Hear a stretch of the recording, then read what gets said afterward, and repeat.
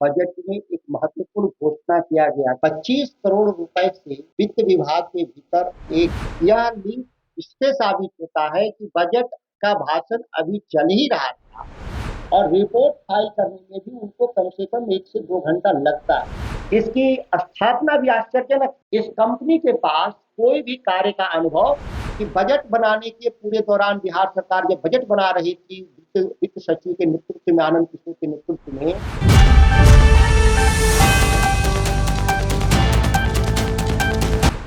सरकार के द्वारा प्रस्तुत बजट में एक महत्वपूर्ण भ्रष्टाचार एवं अनियमितता के संदर्भ में खुलासा के लिए मैं इस प्रेस कॉन्फ्रेंस को बुलाया हूं। साथियों, आपको जानकर हैरानी होगा कि बिहार बजट 3 मार्च 2025 को सम्राट चौधरी के द्वारा बजट में एक महत्वपूर्ण घोषणा किया गया कि 25 करोड़ रुपए से वित्त विभाग के भीतर एक डिपार्टमेंट के तौर पर काम करेगा जिसका नाम होगा बिहार ग्रीन डेवलपमेंट फंड। महत्वपूर्ण बात यह नहीं है कि 25 करोड़ रुपए का एक वित्त विभाग के भीतर योजना की शुरुआत की गई, जो कि इसकी आवश्यकता वित्त विभाग के जरिए नहीं होना चाहिए था, यह वन एवं पर्यावरण मंत्रालय के जरिए होना चाहिए। लेकिन यह भ्रष्टाचार और कदाचार की श्रेणी में नहीं आता। महत्वपूर्ण बात यह है कि ईसा वर्मा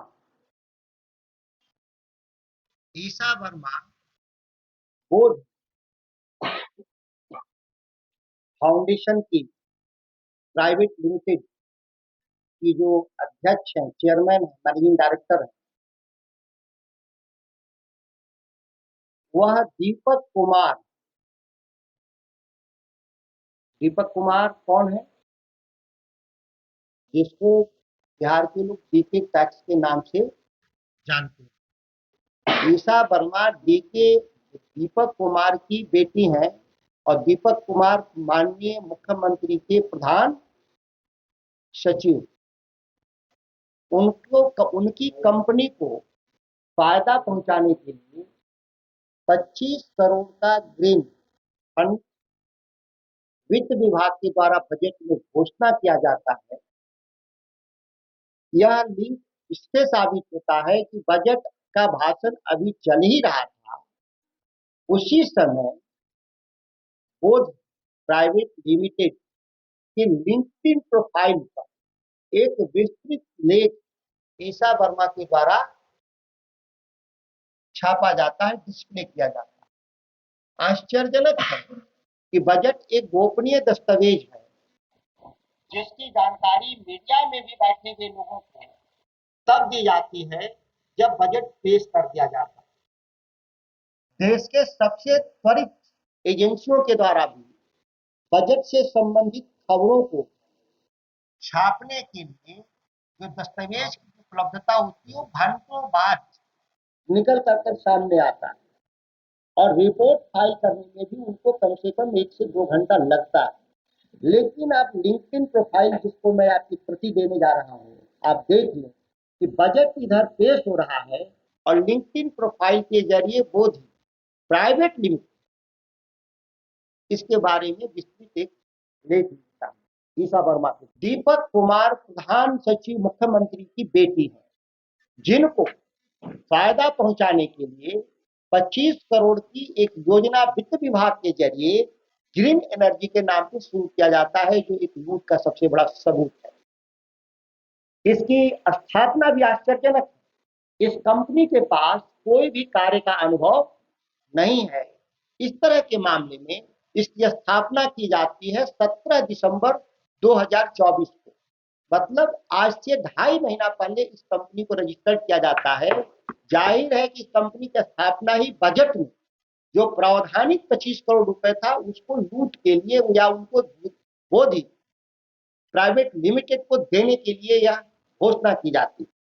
महत्वपूर्ण बात यह है कि इस कंपनी का रजिस्टर्ड पता द्वारका का एड्रेस है, द्वारका के इलाके में, जो इसमें विस्तार से हमने किया है, आप पढ़ सकती हैं। उस एड्रेस पर और बहुत सारी कंपनियां रजिस्टर्ड, जिससे जाहिर है कि एक संदिग्ध लेन देन का मसला है। जो कहा जाता है बिहार में जी के टैक्स की वसूली अभी गोपनीय तरीके से हो रहा था, पीठ पीछे हो रहा था, अब तो बिहार सरकार के खजाने में सीधे सीधे खुल्लम खुल्ला सेंध लगा रहे हैं।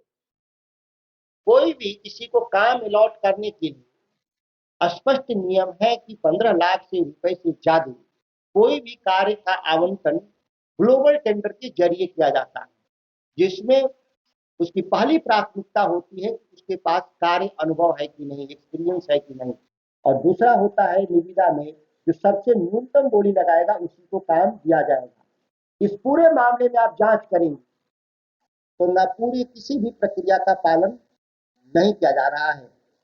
सबसे महत्वपूर्ण खबर यह है कि बजट बनाने के पूरे दौरान बिहार सरकार जब बजट बना रही थी, वित्त सचिव के नेतृत्व में, आनंद किशोर के नेतृत्व में, उन बैठकों में बिना अधिकृत यह ईशा वर्मा लगातार बैठकों में 3 महीने से वित्त विभाग और विभिन्न मंत्रालयों में वो काम कर रहे हैं, जो जो उनके पास कोई भी प्राधिकार नहीं था। एक निजी व्यक्ति सरकार के गोपनीय दस्तावेज तक पहुंच, जो साबित पहुंच थी, यह अपने आप में चौंकाने वाला विषय। मतलब बिहार का बजट कोई गोपनीय नहीं था। बजट को लूट के हिसाब से तैयार करने के लिए ईशा वर्मा, जो दीपक कुमार वर्मा, दीपक कुमार की बेटी है, जो बिहार के मुख्यमंत्री के प्रधान सचिव हैं, नेतृत्व में इस तरह से खुल्लम खुल्ला किया गया, यह भारी जांच का विषय है। मैं माननीय प्रधानमंत्री और इस राज्य के राज्यपाल से आर्थिक जांच इकाई से जांच करने का अनुरोध करते हैं। इतना ही नहीं, जांच होने तक दोनों को पदमुक्त करें, नहीं इससे जाहिर होगा कि नीतीश कुमार के नेतृत्व में यह काम, भ्रष्टाचार का काम, अनियमितता का काम किया जा रहा है। अगर दीपक कुमार पर और आनंद किशोर पर अगर कोई कार्रवाई नहीं की जाती है, इससे जाहिर है कि नीतीश कुमार की संदिग्धता मानी जाएगी। नहीं अपने को ईमानदार साबित करना चाहते हैं, तत्काल प्रभाव से दोनों को मुक्त करने का काम करेंगे।